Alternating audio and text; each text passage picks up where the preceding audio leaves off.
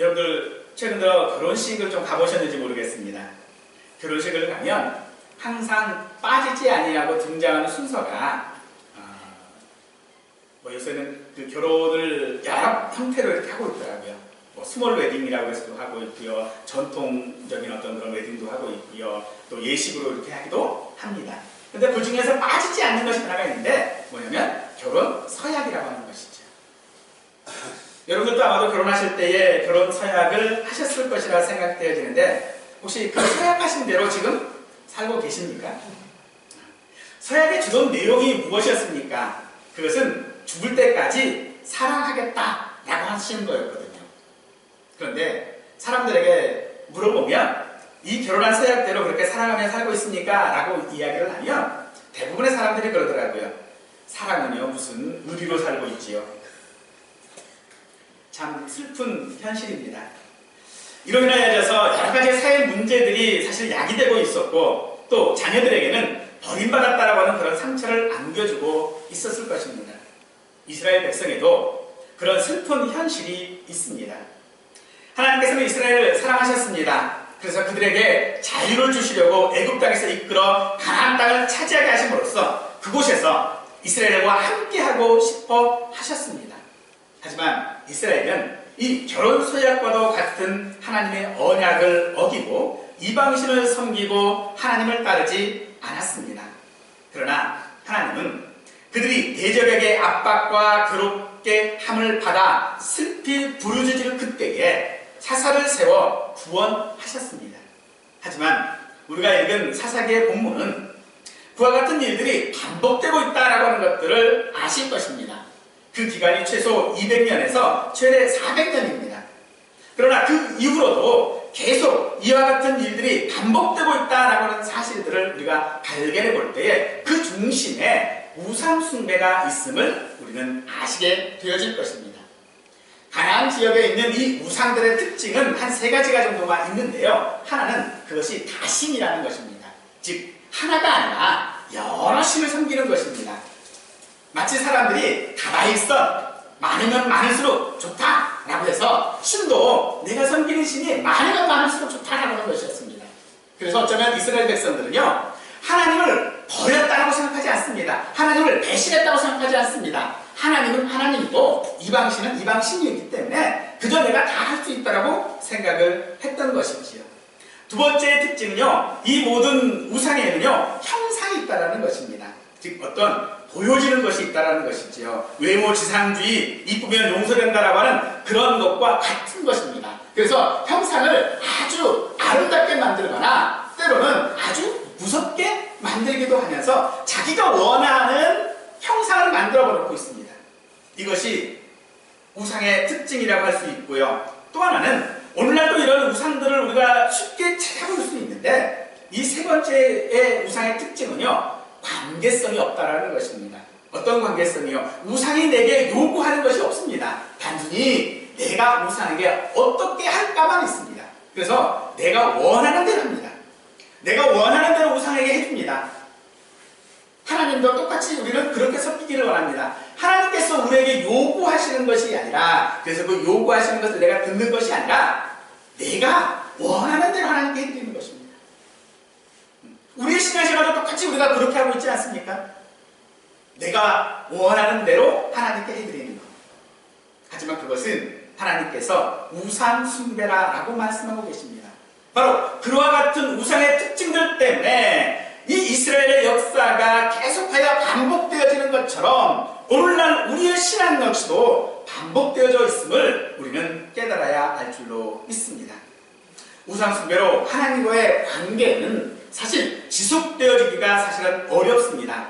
이 사실을 하나님께서는 너무나도 잘 아셨기에 광야에서 그 백성들을 전부 죽이겠다라고 하셨습니다.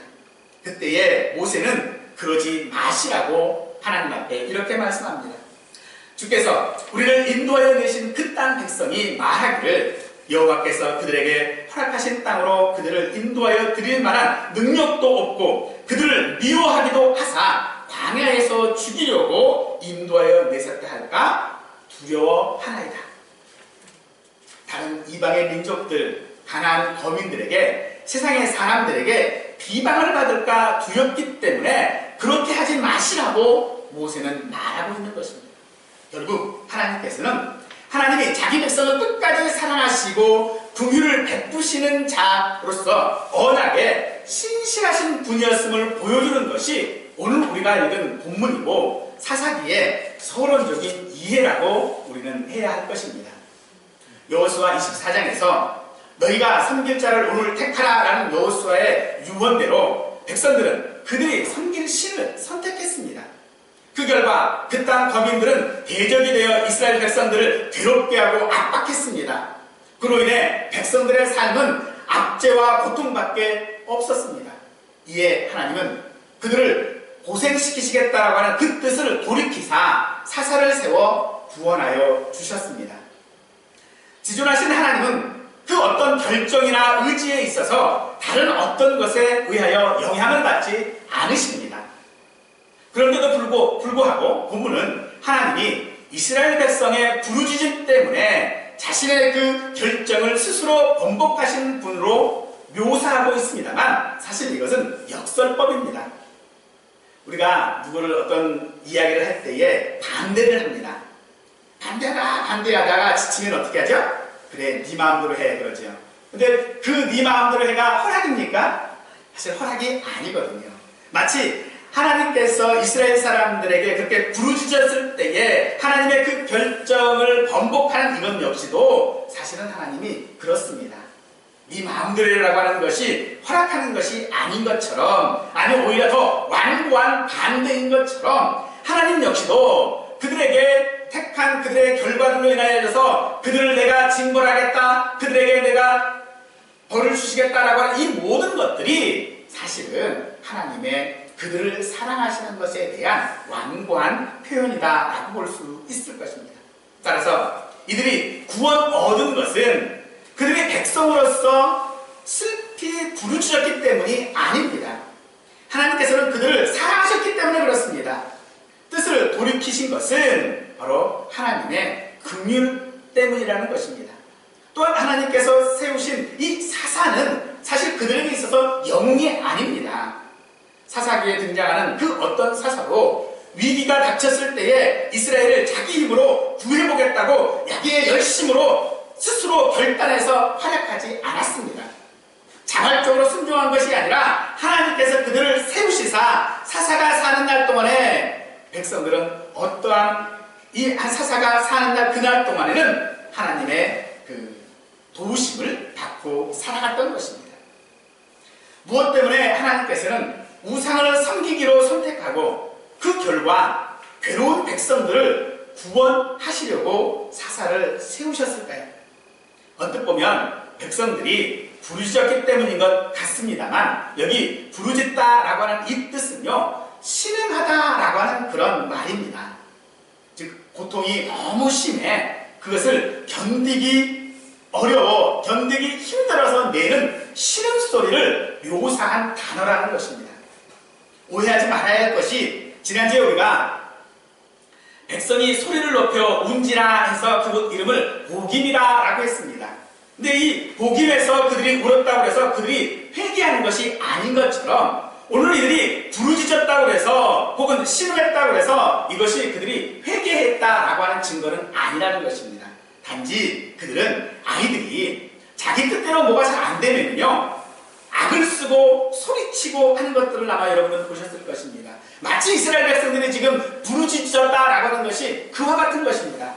자기 뜻대로 안 되니까 소리치고 있는 거예요. 그냥 악만 쓰고 있는 겁니다. 그 결과 그들은 그곳에서 그렇게 소리치고 있는 것입니다. 사업에 실패하고 무엇이 잘 되지 않고 하면 우리는 참 답답하지요. 그래서 이 답답한 심경을 어떻게 표현할 길이 없으면 하는 방법이 뭡니까? 아무도 없는 곳 가서 그냥 하고 소리 한번 치지 않습니까? 오늘 이스라엘 백성들이 부르짖었다라고 하는 것이 바로 그와 같은 것입니다. 우리에게 있어서 기도도 마찬가지라고 생각이 되어집니다. 우리가 기도할 때에도요 어때 보면 답답하고 막 힘들고 그러면요 와서 기도를 안 되니까 뭐해요? 그냥 울어요. 근데 그 우는 게 사실 회개하는 게 아니거든요. 그런데 우리는 야 내가 울었다 라고 하는 것으로 뭐 하고 있습니까? 만족하고 있죠. 울었으면 됐다라는 거죠. 누가 그러더라고요. 즐거웠으면 됐다. 사실 그러나 하나님 앞에서의 울었다라는 거나 즐거웠다라는 거나 이것은요 모두가 다 그저 그 고통 가운데 벗어나지 못해서 자기가 어떻게 하지 못해서 하는 소리일 뿐이라는 것입니다. 이 백성이 이같이 신음하는 것은 사실 가나안 땅에서 그들이 섬길 신을 자기 스스로가 선택하고 하나님의 목소리를 듣지 않은 결과였습니다. 백성이 가나안 땅의 신들을 선택한 것은 가나안 땅의 신들은 백성들에게 많은 것을 약속하고 있다라고 그들은 믿었기 때문입니다. 하지만 그 신들은요 아무 말도 하지 못하는 그런 신들입니다. 그런데 그들이 왜 그런 신들이 자기들에게 좋은 것을 주실 거라고 생각했을까요? 바로 가나안 문화 혹은 그들이 가지고 있었던 천병거의 힘 이런 것들을 보니 너무나도 좋아 보입니다. 그래서 저들에게 저런 것들을 준 신이라면 우리가 그 신을 섬기면 그 신이 그것을 우리에게도 줄 것이다 라고 생각한 것이죠. 하지만 그 신들은 그것들을 그들에게 주지 않았습니다. 오히려 그들에게 곡소리 나는 고통만 줄 뿐이었던 것입니다. 이것이 어찌 보면 혼인 빙자가 아닐까요? 내가 너랑 결혼하면 이것도 해주고 저것도 해주고 다 해줄게. 근데 남자는 아무 말도 하지 않았어요. 그저 자기가 부자라는 것밖에 얘기하지 않았습니다. 그런데 여자는 착각을 하죠. 야, 저 사람하고 결혼하면 다 내가 누릴 수 있을 거야. 이게 우리가 생각하는 우상 숭배 아닙니까?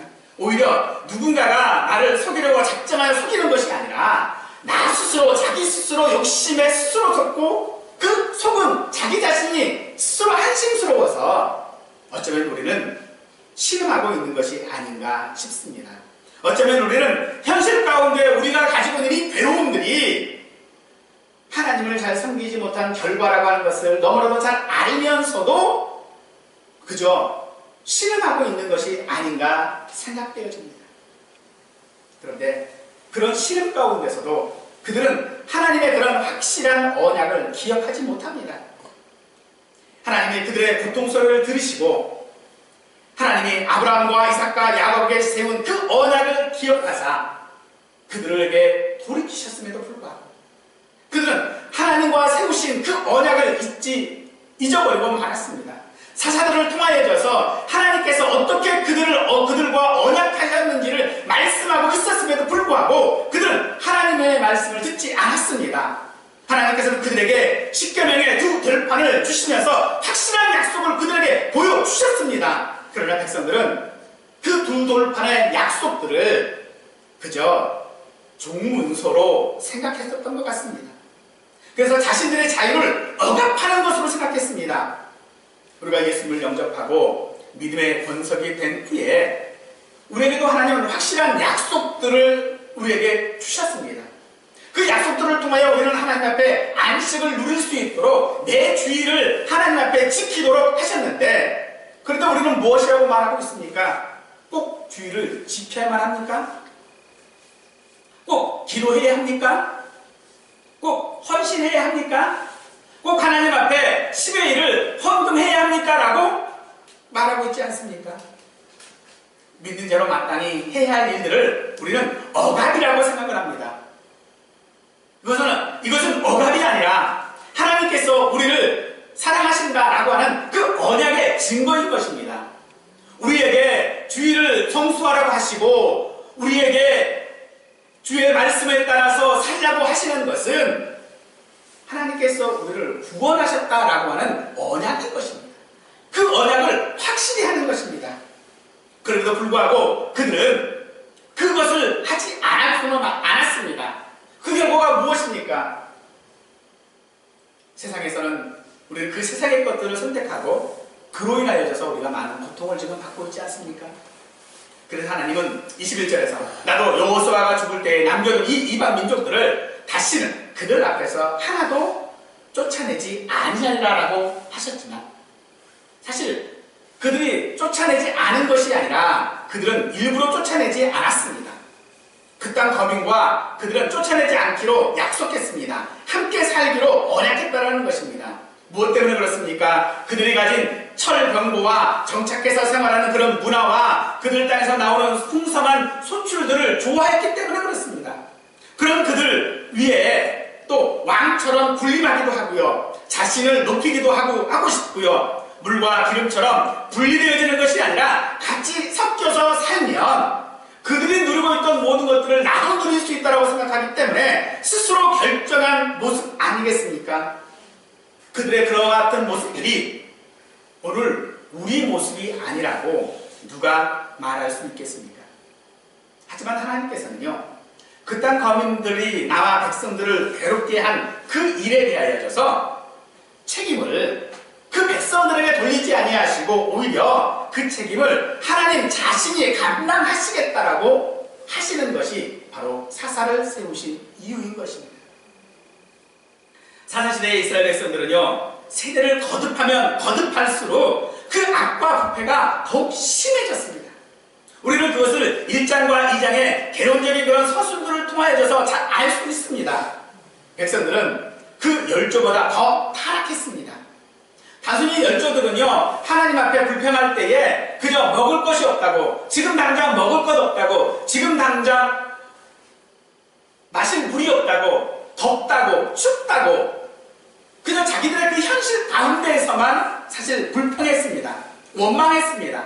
하지만 이 세대의 백성들은 어떻습니까? 하나님의 그런 언약을 그저 원망하는 수준이 아니라 이제는 악용을 하고 있는 것입니다. 그 하나님의 그 언약을 이용하고 있다는 것입니다. 어떻게 이용합니까? 모든 것들을 다 하나님 앞에 하나님 탓을 합니다. 하나님 앞에 우리를 불러주셨는데, 나를 구원하여 주셨는데 왜 내게 이거 안 줍니까? 그러면 뭐하러 구원하셨습니까? 라고 우리는 다 하나님 탓하고 있다는 것입니다. 따라서 이 백성들은요, 이 하나님의 언약을 지킬 생각이 사실은 없습니다. 아니, 그것을 기억하지도 않습니다. 그의 말씀을 청종하지도 않는다라는 것입니다. 그럼에도 불구하고 하나님은 이 백성을 포기하시지 않습니다. 지금의 결과는 남교되기로 언약한 그들로 인하여서 발생된 것이지만 하나님께서는 그것을 책임지시고 돌이키시겠다라고 지금 말씀하고 있는 것입니다. 사사를 세워 구원해 주시겠다라고 하는 것입니다. 그리고 나 여호와의 도를 지켜 행하나 아니하나 그들을 시험하려 함이라 라고 하고 있습니다. 이와 같은 하나님의 모습은요, 우리가 아담의 죄를 통하여서도 발견해 볼 수 있습니다. 아담이 죄를 범하여서 부끄러워 자기 몸을 나뭇잎으로 가렸을 때에 하나님은 그들에게 어떻게 하셨습니까? 가죽옷을 해 그들을 입혀 감싸심으로 말미암아 그들의 부끄러움들을 가르시는 그런 하나님이셨습니다. 그들의 부끄러움들을 그들 스스로가 해결되지 못하고 하나님께서 해결해 주신 것이죠. 또 아들을 주시겠다고 약속하신 그 하나님의 약속을 확신이 없던 아브라함은 계속해서 사실은 실패했습니다. 애굽에 내려가서도 실패했고요, 가나안 땅에서도 실패했고요, 여러 가지 다니면 다닐수록 항상 실패했습니다. 그러나 하나님은 그를 의롭다고 여기셨고, 또 야곱이 아버지를 속이고 형을 속이고 하란으로 도망칠 때에 다시 돌아오게 하시겠다라고 약속했지만 야곱은 어떻습니까? 라반의 딸의 아름다움을 보고 14년 동안 허송세월하고 있지 않습니까? 그럼에도 불구하고 하나님은 그를 거부가 되게 하심으로 라반과 함께 있을 수 없게 하셨고, 그리고 아직도 그 속은 것에 대하여서 분해해야 하는 그런 에서에게로 돌아가게 하셨습니다. 그리고 그에게 이스라엘이라는 이름을 주시지 않았습니까? 이런 여러 어려운 현실들, 그런 상황들이 아브라함이나 이삭이나 혹은 야곱이 당했던 그 여러 가지 어려움들이 하나님께서 그들에게 어려움을 주신 것입니까? 아니요, 그렇지 않습니다. 하나님은 돌아오게 하겠다, 내가 너를 열국의 아비가 되게 하겠다라고 약속해 주셨지만 그 약속을 믿지 못했던 아브라함과 야곱의 선택 아니었겠습니까?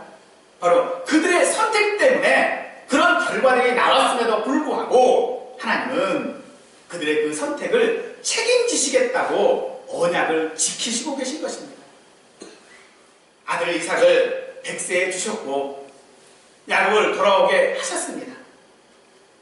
이스라엘 백성도 애굽에서 구원하심으로써 십계명의 두 들판과 광야에서 먹던 만나와 아론의 쌍난 지팡이를 통하여져서 그들에게 약속하여 주셨지만 사실 이스라엘 백성들은 그 약속을 믿지 못하고 아니 그 약속을 잊어버리고 자신의 선택을 했습니다. 그러므로 세상의 아름다움을 보고 흘려서 선택한 그런 자기들이 그 책임을 져야 하겠지만 하나님은 그들에게 그 책임을 전가하지 아니하시고 여전히 책임지시겠다라고 돌이키시고 계신 것입니다. 때문에 하나님의 변덕스러움을 나타내는 것이 아니라 자기 백성을 향한 하나님의 사랑이 그만큼 크고 기쁨을 강조하는 표현이라고 할 수 있을 것입니다. 이런 하나님의 깊고 강한 사랑에도 불구하고 우상숭배와 폐판기를 그치지 아니한 이스라엘의 행동은 어쩌면 호세아 선지자의 결혼과도 비교해 볼 수 있을 것입니다. 하나님께서 호세아에게 말씀하실 때에 음란한 여자를 맞이하여 음란한 자식을 낳으라 이 나라가 여호와를 떠나 크게 음란함이라 라고 말씀하고 계셨습니다. 그러면서 고멜을 맞이하여 아내를 삼고 아들들을 낳았는데 그 아들의 이름을 하나는 이스르엘 즉 흩으시다 라고 하는 뜻이고 또 하나의 아들의 이름은 로암마라고 해서 내 백성이 아니다 라고 하는 뜻이고요. 또 딸을 낳았는데 그 딸의 이름은 로루하마입니다. 궁휼히 여김을 받지 못하다라고 하는 뜻입니다. 그 자녀의 이름처럼 호세아는 고멜을 그렇게 대우하지 않았습니다. 그가 어디 있든 간에 어떤 상태에 있든 간에 그를 찾아서 다시 자기 아내의 주의를 회복시키는 모습들을 우리는 호세아를 통하여 볼 수 있습니다. 바로 이것이 하나님께서 이스라엘 백성들을 대우하시는 모습이라는 것입니다.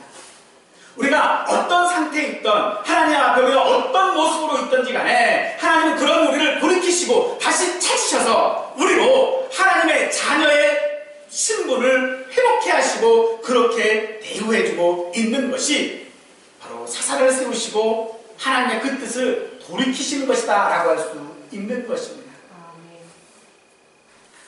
이스라엘은 그 자신이 처한 처지는 종이었습니다.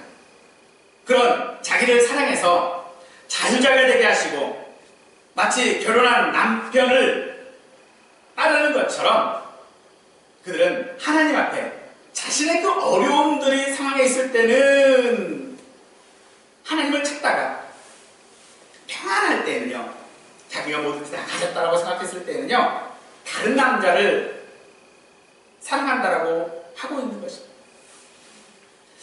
그런 여자가 할 수 있는 것은 무엇이 있을까요? 그것은 버리는 것밖에 할 것이 없을 것입니다. 그러나 하나님은 버리거나 하지 않으셨습니다. 오히려 여전히 사랑한다라고 하시고 계십니다. 왜 하나님께서 그런 이스라엘과 같은 고멜과 같은 그런 우리들을 하나님께서 사랑하고 계신 것입니까? 그동안에 공들인 것이 아까워서일까요? 아니면 하나님도 우리처럼 의리 때문에 우리를 버리시지 않는 것일까요?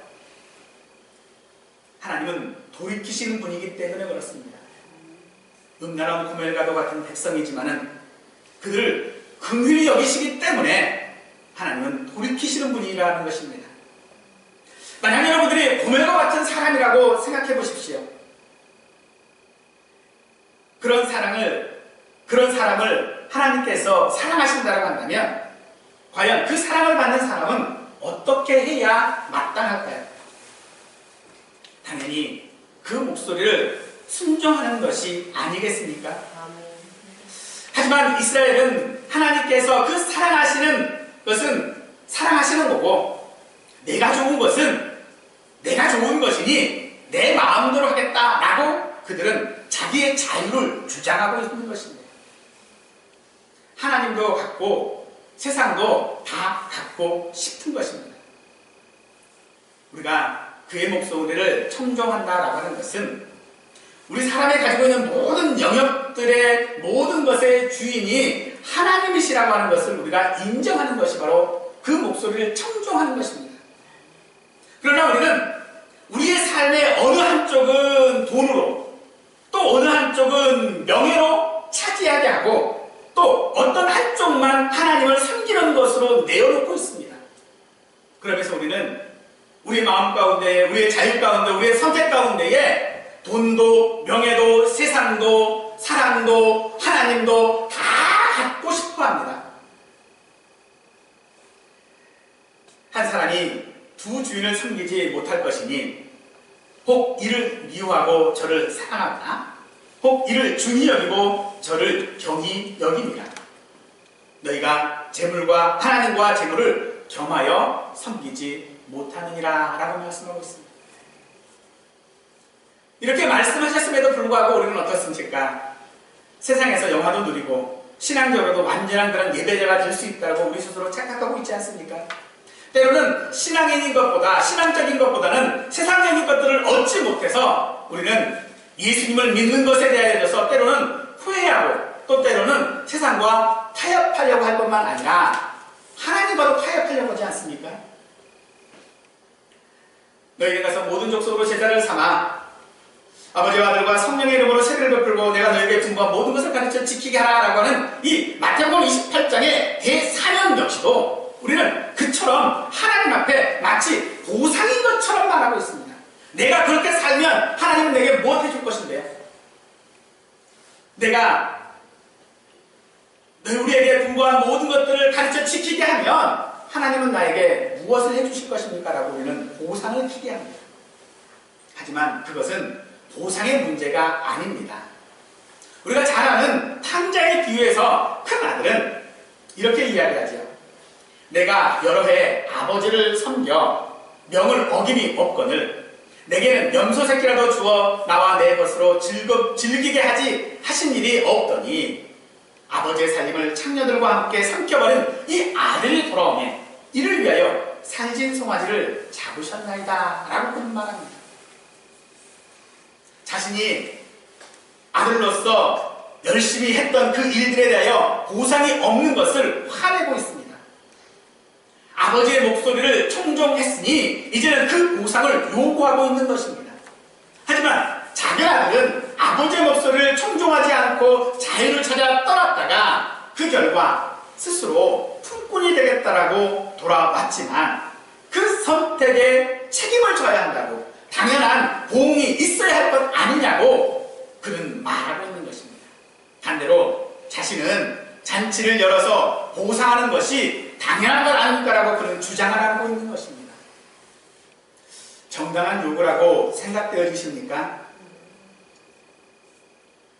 하지만 하나님께서는 그가 종이 아니라 아들임을 강조하고 있는 것입니다. 아들 되었다라고 하는 것이 보상의 문제가 아니라는 것입니다. 그럼 보상이 아니면 무엇입니까? 바로 사랑입니다. 우리가 믿는 자 된 것은 우리가 회개했기 때문이 아니라 하나님의 긍휼하시고 하나님의 그 사랑하심 때문에 우리가 믿는 자 되어진 것입니다.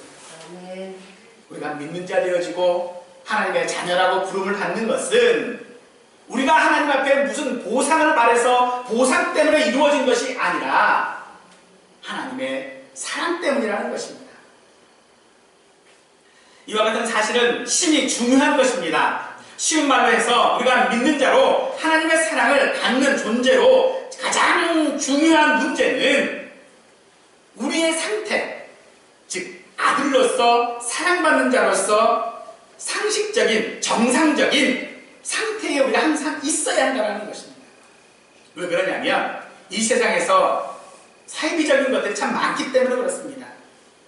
아들답지 못한데 아버지의 이름을 도용하고 함부로 사용하는 일이 많기 때문에 그렇다는 것입니다. 믿으면서도 믿는 자가 아니면서도 믿는 자처럼 행하는 일들이 우리에게 많기 때문에 그렇다는 것입니다. 그러므로 아들이 아들 되기 위해서는 아들로서의 정상적인 모습을 갖추어야 되는 것처럼 오늘 우리가 믿는 자라면 믿는 자로서의 정상적인 모습이 있어야 되는 것이지 그 정상적인 모습 우상으로 주어지는 것이 아니라는 것입니다. 요컨대 사사기의 역사적인 사실들을 우리는 그런 것들이 많이 있는 것을 잘 깨달아야 할 줄로 믿습니다. 우리가 이렇게 살아야 하는 것은 22절 말씀처럼 우리를 시험하시는 것이기 때문에 그렇습니다. 이는 이스라엘이 그들의 조상이 지킨 것 같이 나 여호와의 도를 지켜 행하나 아니하나 그들을 시험하려 함이라 라고 하셨습니다. 백성은 하나님을 버리고 이방신을 택한 것이 아니라 하나님도 섬기고 이방신도 섬기겠다라고 하는 것입니다. 그것은 자기들의 자유라고 말하고 있는 것입니다. 그래서 하나님은 그 자유롭게 선택하도록 그들을 내버려 두셨습니다. 그들을 하나님의 힘으로 묶지 아니하고 종으로 삼지 않았습니다. 이것이 하나님께서 우리에게 주신 자유이고 이것이 우리가 하나님의 자녀라고 하는 증거인 것입니다. 그러나 우리는 그 자유를 어떻게 선택했습니까? 우리 스스로 세상의 종이 되어지고 돈의 종이 되어지고 영화의 품꾼이 되고자 하고 있지는 않습니까? 주님 우리에게 말씀하십니다. 그리스도께서 우리를 자유케 하려고 자유를 주셨으니 그러므로 굳건하게 서서 다시는 종의 멍에를 매지 말라라고 하고 계십니다. 이미 우리는 그 종되었던 곳에서 이미 우리는 자유자가 되지 않았습니까? 그런데 그 자유를 가지고 다시 우리가 선택하는 것이 무엇입니까? 또 종이 되겠다라는 것입니다. 하나님은 우리에게 자유를 주었으니 자유로운 자가 되라는 것입니다. 사랑하는 성도 여러분, 우리는 자유자입니다. 우리는 하나님의 자녀입니다. 우리는 그리스도인이라고 불리는 사람들이고 거룩한 나라여 그의 소유된 백성입니다. 우리가 이런 지위를 얻게 된 것은 우리의 회개함이나 공로나 선행이나 순종이 아닙니다. 오직 하나님의 여전하신 사랑 때문입니다. 하나님의 사랑은 긍휼입니다. 하지만 이 긍휼은 우리를 불쌍히 여기는 동정이 아닙니다. 죄인을 향한 하나님의 긍휼하신 사랑이 우리로 자유자로 살게 하시는 것입니다. 그저 불쌍해서 우리를 구원하시는 것이 아니라는 것입니다. 우리를 사랑하시기 때문에 우리에게 긍휼을 베푸시고 우리를 구원하여 주시는 것입니다. 언젠가 TV에서 자신의 퇴직금들을 다 포함해서 모든 것들을 자기 자식들에게 다 이렇게 주었는데 이 자식이 이 부모를 버렸어요. 그 부모를 찾아가서 한 기자가 인터뷰를 하는데 지금 누가 제일 보고 싶습니까? 라고 물어봤어요. 그랬더니 자기를 버린 그 자식이 제일 보고 싶대요. 기자가 참 희한해서 아니 당신을 버린 자식인데 그 자식이 보고 싶습니까? 라고 하니까 이분이 하는 얘기가 나는 한시도 잊어본 적이 없습니다. 라고 말했다고 합니다. 사랑하는 여러분, 하나님은 저와 여러분을 잊으신 적이 없습니다. 아멘. 우리를 미워하여 버리신 일이 없습니다. 그래도 우리는 우리의 이런 현실들을 하나님 탓하고 있지 않습니까? 그 자식이 부모를 버린 이유가 뭐겠습니까? 부모에게 받은 것이 없다라고 한 것 아닐까요? 오늘 우리가 이처럼 살고 오늘 이처럼 현실 가운데 살고 있는 것들은 모두가 다 사실 우리가 선택한 것들입니다. 그런데 불구하고 우리는 이런 현실이 마치 하나님 탓인 것처럼 하고 있지 않습니까? 하나님 우리를 미워하셨다라고 생각하지 않습니까? 하나님 우리를 잊으셨다라고 생각하지 않습니까? 그런데 하나님은 우리를 잊은 적이 없다고 말씀하십니다. 하나님께서는 그의 뜻을 돌이키심으로 여호와의 도를 지켜 행하라 보시겠다라고 하십니다. 그의 목소리를 청종하는지 보시겠다고 하시면서 이스라엘아 내 하나님 여호와께서 내게 요구하시는 것이 무엇이냐? 곧 내 하나님 여호와를 경외하며 그의 모든 도를 행하며 그를 사랑하며 마음을 다하고 뜻을 다하여 내 하나님 여호와를 섬기고 내가 오늘 내 행복을 위하여 내게 명하는 여호와의 명령과 규례를 지킬 것이 아니냐라고 우리에게 말씀하십니다. 우리가 하나님의 언약을 지켜야 되는 것은 우리에게 보상이 아니라 하나님의 사랑을 받는 자로서 마땅한 것입니다. 그런데 하나님은 그 지키지 못하는 우리들을 어떻게 대우하십니까? 늘 하나님의 말씀에 순종하지 못하고 모든 현상들을 다 하나님 탓하고 있는 우리들에 대해서 내가 너를 잊은 적이 없다, 내가 다 책임지고 다 돌려놓겠다라고 하고 계시다는 것입니다. 그럼 우리는 어찌 살아야 하겠습니까? 사도 바울은 우리에게 하나님을 경외하고 하나님의 자녀로 믿는 자로 산다는 것이 무엇인지를 로마서를 통하여 우리에게 말씀해주고 있습니다. 그러므로 형제들아, 내가 하나님의 모든 자비하심으로 너희를 고라노니 너희 몸을 하나님이 기뻐하시는 거룩한 산제사로 드리라. 이는 너희에 드릴 영적 예배이라. 우리의 예배는 어떤 예배입니까? 우리 스스로 종이 되어 드리는 예배입니까? 아니면 자유자로서, 자녀로서, 그리스도인으로서 드리는 예배입니까? 우리를 향한 하나님의 품은 항상 열려져 있습니다. 그 은혜의 빛은 여전히 우리를 비추고 계십니다. 우리가 혹여 범죄하면 징계는 하시겠지만 우리를 버리시지는 않습니다. 이것이 여전하신 하나님의 사랑하십니다. 돌아온 탕자가 아버지께 용서를 구하지 못했습니다. 품꾼의 하나가 되겠다라고 돌아왔지만 아버지는 그 말을 고백할 시간조차 아들에게 주시지 않고 아들을 위하여 잔치를 베풀었습니다. 바로 그분이 우리 하나님이신 줄 믿으시기 바랍니다. 그분이 우리를 사랑하시는 분인 줄 믿으시기 바랍니다. 그러므로 오늘 우리가 해야 될 일들은 하나님 앞에 신음소리가 아니라 경배와 찬양으로 우리의 삶을 온전히 하나님 앞에 예배하는 우리 모두가 되어져야 할 줄로 믿습니다. 아멘. 오늘 우리의 삶을 통하여서 하나님 앞에 거룩한 산제사 곧 영적인 예배를 드리는 우리 모두가 되시기를 간절히 축원드립니다.